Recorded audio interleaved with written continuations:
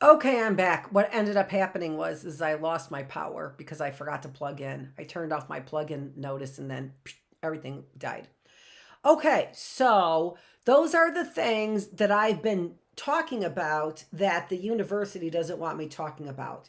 So this unethical research that's been done, I'm blabbing about at Oakland University, but has been done at universities you can see across the country, including what likely University of Michigan has been doing with their positive psychology, although it may be supportive, I'm not sure. And Michigan State has been doing relative to our food. So universities are really the ones who seem to be the oligarchy here, along with pharmaceutical companies. It seems to be to me. So I'm here in the critical thinking classroom to get you to think about what's going on from a scientific perspective to try. So we're fine tuning your scientific skills. Actually, an early bird classroom is where we're doing it. Well, we're introducing scientific skills in the early bird classroom.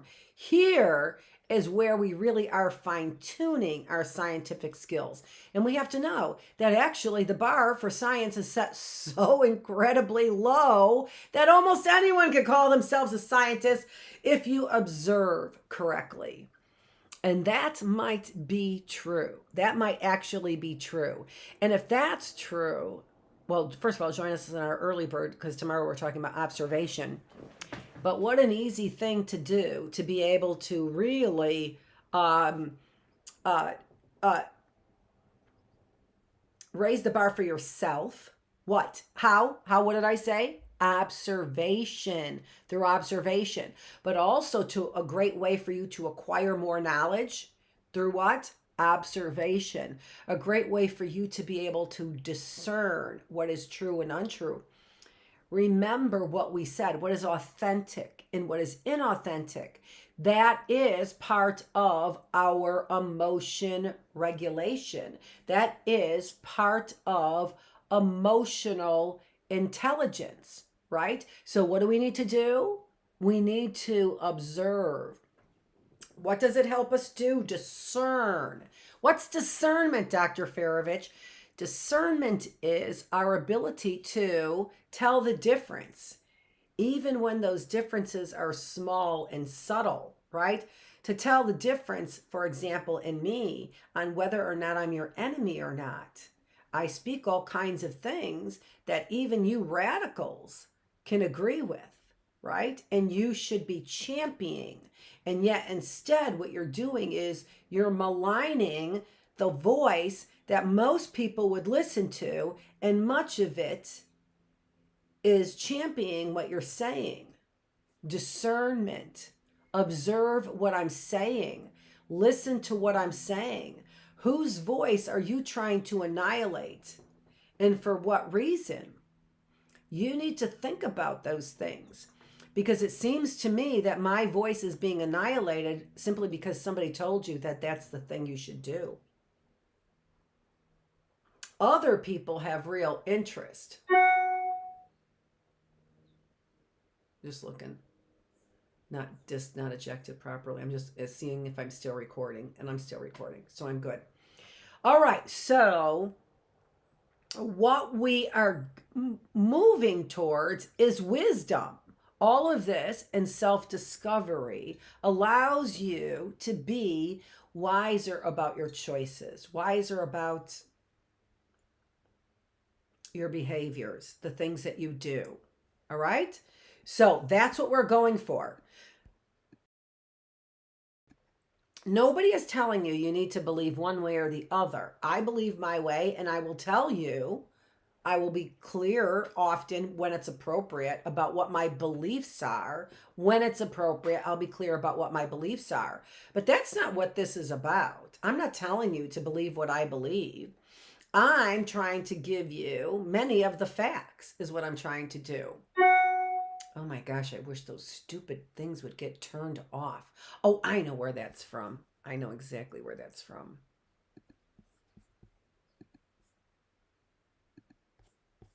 There we go. Now we shouldn't hear that anymore. Annoying thing. Okay, all right. So I know you're like, it's your mail on that. I know, but it's a different mail that I had open. Because why? Because they have compromised my email. They're compromising my email. Emails are disappearing all over the place. Oakland University emails, tax emails, insurance. What's going on with my insurance, John Mannion from Farm Bureau, that I've been there 25 years with? What are you trying to do? Are you in cahoots with EFC, who said, oh, that was insurance fraud when I deleted the false statement you had on my report? That had, and just exactly what we were saying, that they are in that video, that they are diagnosing when they have no authority and no education to do so. But the university then is taking that information as if it were truth. For what reason? Well, obviously for their own convenience. That's what's going on here. So I you know, if you're listening and following me, then you've got to be listening and following some of the other things that are going on in the mysteries, because that gives you the real life today perspective of how all of these concepts, whether it's historical concepts from the Bookless classroom, whether or not it's a particular way that we're educating our kids, such as in the early bird classroom, or whether or not we are discussing, for example, science here. It all needs to have some real life practical application. So the mysteries brings all of that to the forefront of a practical application about what is going on now and why we are in such dire straits here in this country right now, why we may be losing our ability to vote and our democracy. However, you know, maybe that was part of the contract. Oh, what I didn't tell you was that what I read about those twin studies is that the Jewish Board of Child Development in New York closed those records until 2066.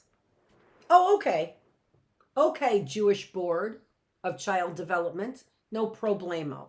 Close the records till 2066. Who the hell are you? Who gave you jurisdiction to close records of people that were collected unethically? How do you have the right to do that? Do you hear one listener, and the only one listener that I have right now? You are keeping numbers low for somebody who is reporting violation after violation of our constitutional rights. They want you sheeple down there to shut me up. And you know what you're doing? You're doing it. You're doing it, sheeple, because somebody told you a lie. Somebody told you a lie, just like they told you a lie, Tony, on Thursday, just like they told you a lie. Well, I thought that you got stopped by the police. Yeah, for yelling. Pay attention. Pay attention, because they want you to believe the lies, and they want you to be the one to shut me down. Did you watch the videos? Have you been watching what I've been saying? The person who calls herself a Dem is tooting your horn. The person who calls herself a Dem because she has common sense, because she knows not to work for the almighty dollar, but to work for people and social issues and social programs, because that's about people, because I know the spirit of people, because I know the emotional stress of people, the emotional battles of people, and I clearly know the effects that it has on health. Are you listening? Because the Dem sitting here is tooting your Republican horn. Are you paying any attention at all? Thank you for sitting there for that. So far, I've had one viewer all day, and yet I go out there and all kinds of people know what's going on here on my videos.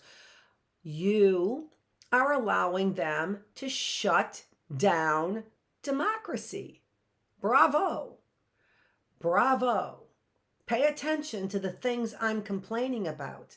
Pay attention to the things that I am saying. Because what it takes is hard work to pay attention. It takes observation. It takes openness. It may take you abandoning your old ideas. That may be what it takes. Watch those videos that I presented here in this class on Wednesday, last Wednesday, and that I just presented here today. Because if those kinds of things don't turn your stomach, I really don't know what would. I really don't know what would. Other than maybe taking a dump in my bowl? Who did you get to do that? Somebody who's uneducated that you're using and abusing. And that's what's going on. That's what's going on. Using and abusing our entire vulnerable population. That means children. That means disabled. That means our veterans. That means those who are incarcerated. All of those people we're taking advantage of. And now clearly women. Now we've clearly got the alt-right trying to put women back in, if they have any use for them at all. If the alt-right has any use for women at all. This is critical thinking class. What do you think? Do you think that the alt-right has any use for women at all? And I just had somebody join. I don't know who people are joining or how you're joining, but I just want to say that again. Does the alt-right have any use for women at all? Because it seems to me that they're trying to get women to evolve out of this. Maybe knowing that women might have men evolve out of this, and that would be much more successful.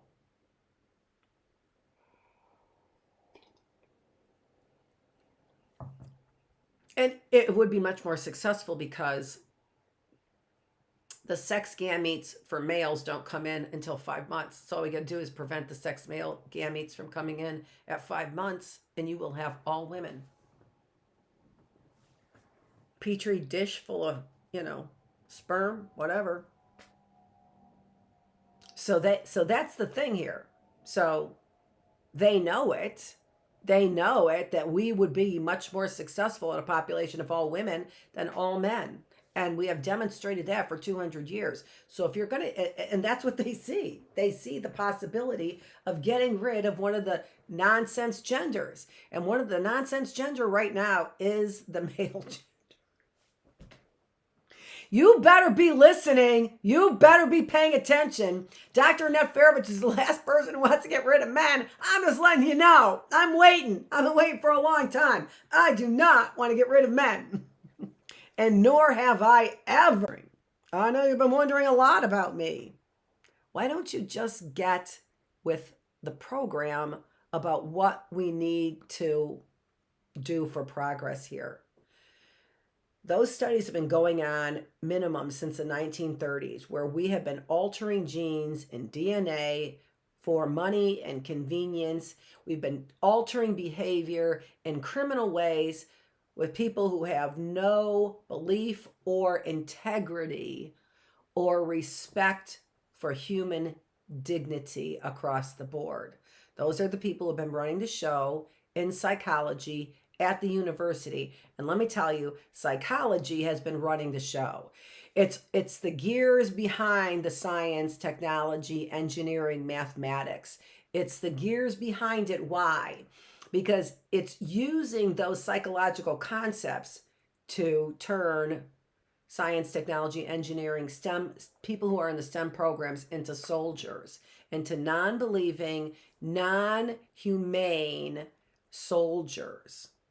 All right. So I'm the person at the university with the mechanics and understand the mechanics that are going on behind the STEM programs. And you're trying to eliminate me. Pay attention to what I'm saying, but you can't because you keep closing me down. You keep trying to close me down. It's just idiocy. It's just plain idiocy. So in all of that, I should have been pulling up our classroom, and I did not. So let me make sure I've got the classroom out there. I believe that I do. I do not.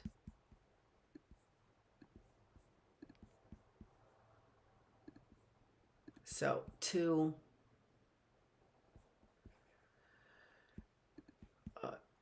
PowerPoints that I want to get up here.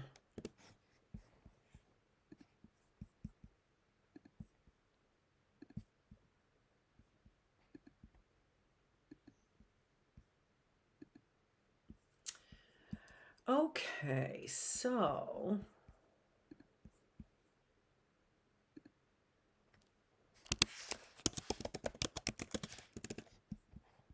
we are on day 55. Can you believe that? I'm so happy about what I'm doing here.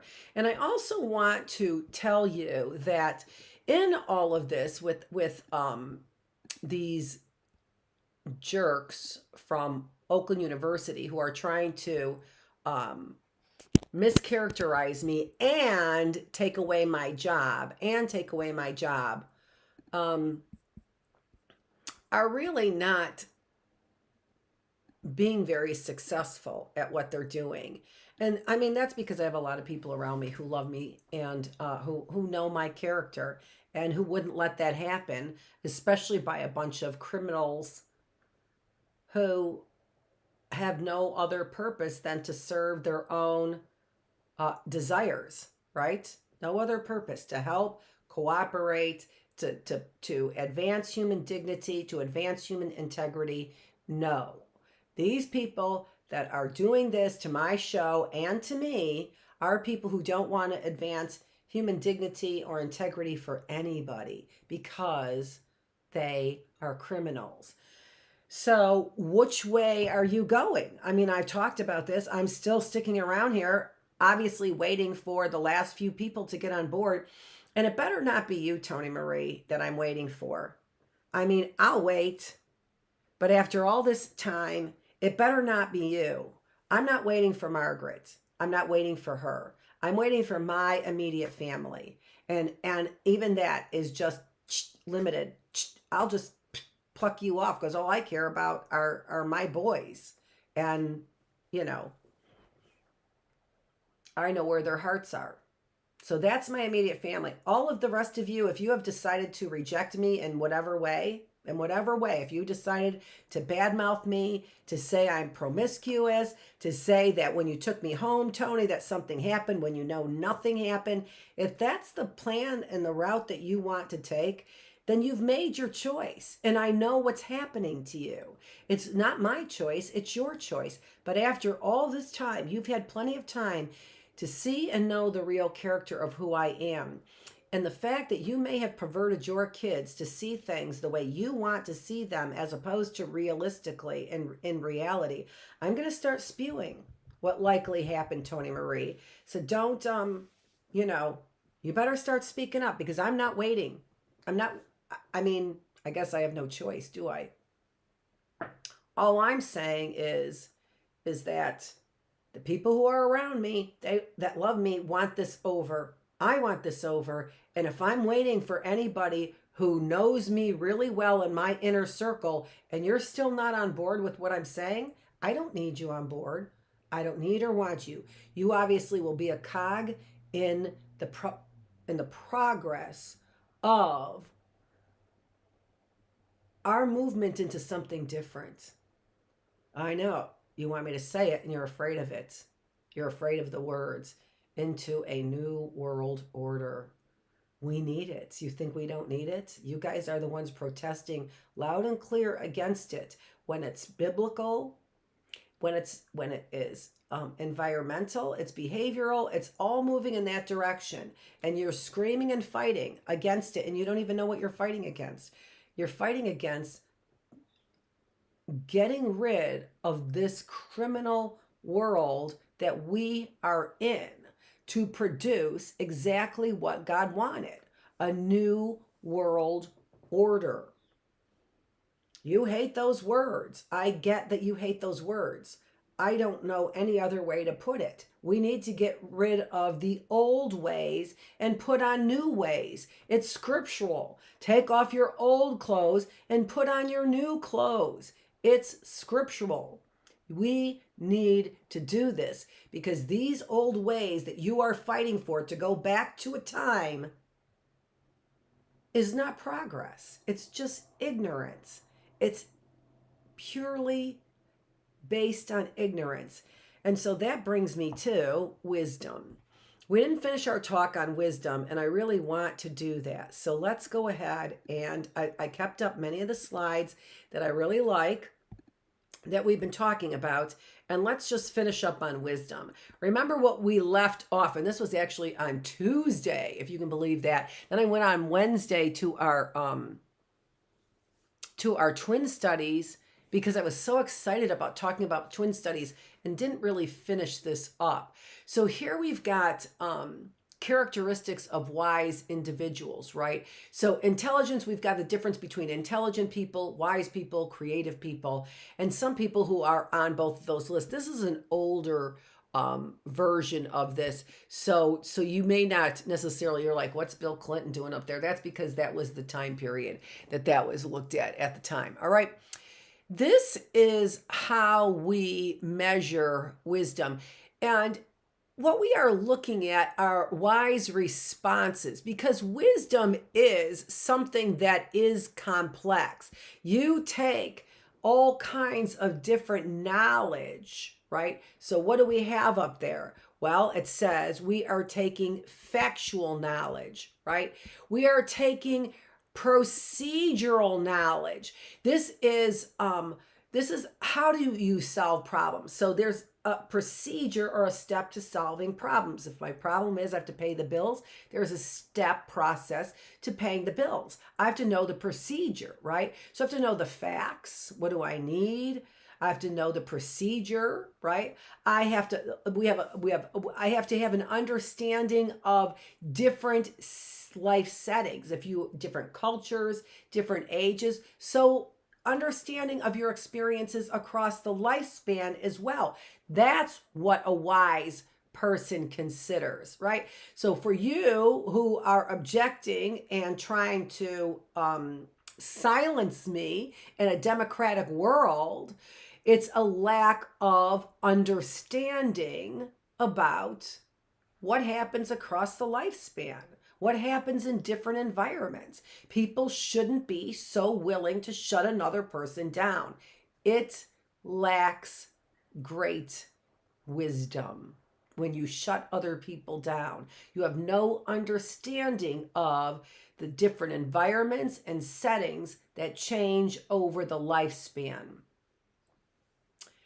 Relativism of values. It's the same thing, that my values in a culture may not be the same, but I still have to respect yours. It's what we did to the American Indians, right? A lack of relativism, that our spiritual beliefs are better than your spiritual beliefs, that our ways are better than your ways. So no wisdom in relativism. And very often what we see is that what religion does is it does create a bunch of sheeples. Why? Because those individuals lack wisdom. But the same goes for those individuals who are climbing on the Capitol building on January 6th. Those individuals are a great example of people who lack wisdom.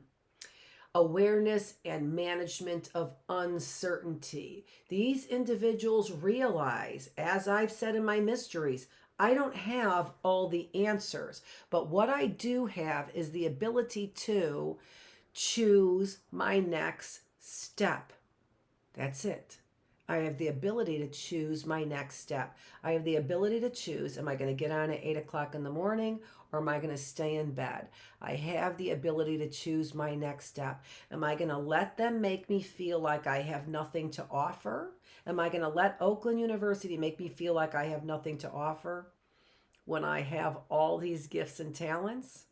It's a choice. It's a choice I had to make. It's been very difficult. How do I feel like I have something to contribute when everybody associated with Oakland University and the contractors in this neighborhood have said that the only thing that you have to contribute to society is sexual. Well, Oakland University is looking on pouncing on that then. How difficult is that? Well, you know what? It's just as difficult for me to continue on as it is for a lifetime of African Americans to continue on despite their suppression, or a lifetime of individuals who have been in poverty to try and deal with that kind of hell. I couldn't imagine, right? I couldn't imagine. At least I was given great gifts. And so, and that's not to put other people down. It's just that you have to recognize, because to those who have been given much, much is expected. That was the exact quote. To those who have been given much, much is expected. And that's scriptural quote. So, you know, those people who are at difficult times, because they may not also have the skills to be able to get over the one difficult time that they have, is no different of a struggle, right? Or maybe more of a struggle. I don't know. But we have to just be aware. I'm not trying to sound arrogant. I'm trying to sound responsible is what I'm trying to sound. Is that I'm trying to show you how we can still pull ourselves up by the bootstraps despite a myriad of things, people, events, finances that are trying to work to crush you. Okay, the next slide there. Let me make this a little bigger for you while I still talk. So, can you learn to be wise? So expect to work at it, be open, all of these things I've been talking about, right? When you close down, there is no way for you to be able to get all those perspective, factual knowledge, procedural knowledge, relativism. You can't get any of those things without being open. Be aware of your limits, right? Because you cannot be trying to gather information so you could be wise. No, we need rest as well. That's what a wise person does.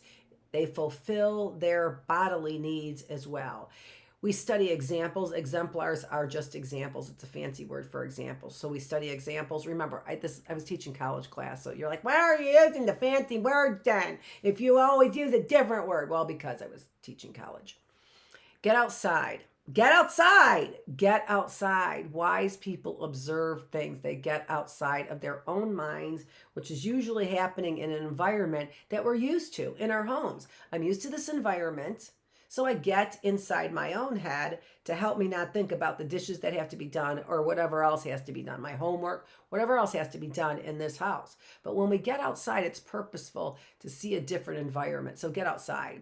And then they problem solve. They problem solve by doing something.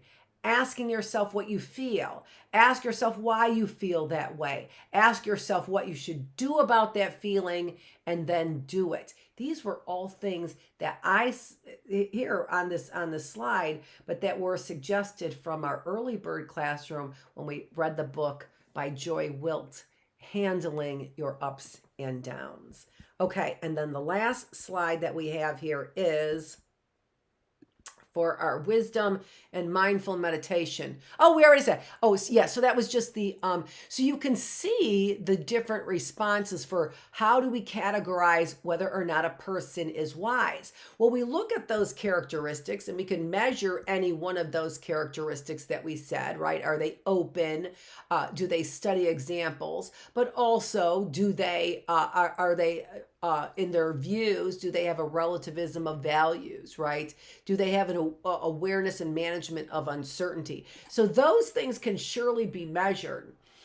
But this is a measurement for then applying your wisdom. So you've got a circumstance here, and I'm going to blow it up more for you to be able to see. So you've got a circumstance where a 15-year-old girl wants to get married. And the response, a 15-year-old girl wants to get married right away. What should one consider and do. The low-level wisdom says a 15-year-old girl wants to get married. No way. Marrying at age 15 would be utterly wrong. One has to tell the girl that marriage is not possible. It would be irresponsible to support such an idea. No, this is just a crazy idea. Low-level wisdom, where's the perspective? High-level wisdom, well, on the surface, this seems like an easy problem. On average, marriage for a 15-year-old girl is not a good thing. But there are some situations where the average case does not fit. Perhaps in this instance, special life circumstances are involved, such as the girl has a terminal illness or the girl has just lost her parents. And also, this girl may be living in another country or historical period. Perhaps she was raised with a value system different from ours. In addition, one has to think about adequate ways of talking with the girl and to consider her emotional state. So that is a reply or response that shows I'm taking in factual knowledge, I'm taking in different perspectives and different values. I'm taking in consideration where are you in the lifespan, right? So all kinds of things in order to give a wise response, which takes thought is what it takes, right? It takes thought and reflection. Our first response, a 15-year-old girl should never be married, right? Is obviously not a thoughtful response. And when we are wise, we are using or responding in thoughtful ways. Take some time to think about that video I showed you today, earlier in Critical Thinking Classroom. Remember, we got interrupted because my battery went dead, right? So you got interrupted, so there's a part 1 and there's a part 2 of this. So in part 1, at the beginning of part 1 of this Critical Thinking Classroom, make sure you watch that video. This is Dr. Annette Feravich. Thanks for joining me in this Critical Thinking Classroom. I hope you're learning a lot.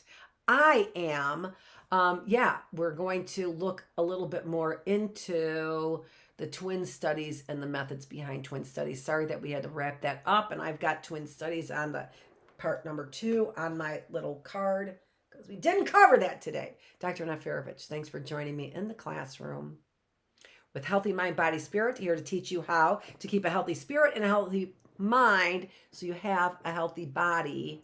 I'm the teacher. This is